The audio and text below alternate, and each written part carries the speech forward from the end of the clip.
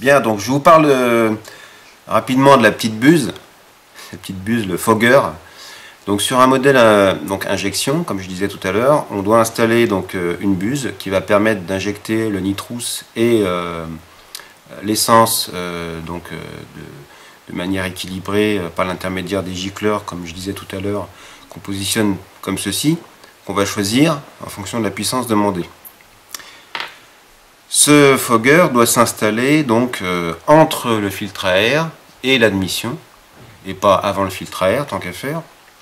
Et donc il est nécessaire de percer un trou dans la tubulure d'admission. Alors sur un modèle injection qui possède un carburateur, enfin pas un carburateur, un emplacement type carburateur, donc 4150, parce que ça existe, il y a soit possibilité de mettre une gamelle de filtre à air comme un carbu, soit de monter une tubulure un petit peu comme une admission comme sur les modèles GM plus récents comme les moteurs LS1, etc. ou LT1, etc.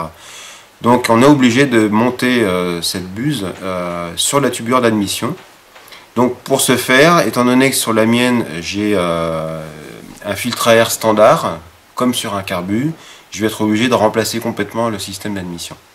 Donc pour ce faire, je vais installer à la place de la gamelle une nouvelle admission, voyez, qui va se positionner donc sur l'admission de l'injection, puisque c'est une admission type carburateur, donc modèle 4150. Vous voyez que le diamètre correspond au diamètre supérieur d'un carburateur standard.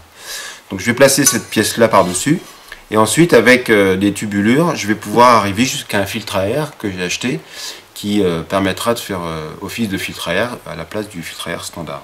Et sur cette tubulure-là, on va pouvoir installer le nozzle ici.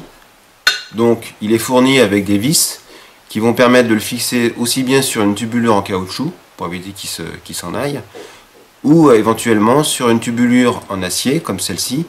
Et dans ce cas-là, je vais pouvoir enlever cet adaptateur. Voilà.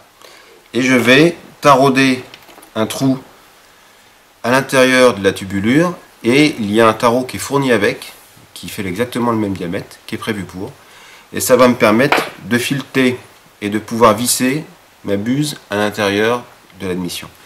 Et donc après, une fois qu'elle sera montée, je ne sais pas si on voit bien, elle sera positionnée avec l'orifice pointant vers l'admission pour pouvoir injecter le nitrous. Voilà, ça c'est le principe. Alors il est conseillé de garder une certaine distance entre le dessus de l'admission, là où il y a les papillons, et le nozzle, le fogger nozzle, de manière à ce que le mélange ait le temps de vaporiser jusqu'aux papillons.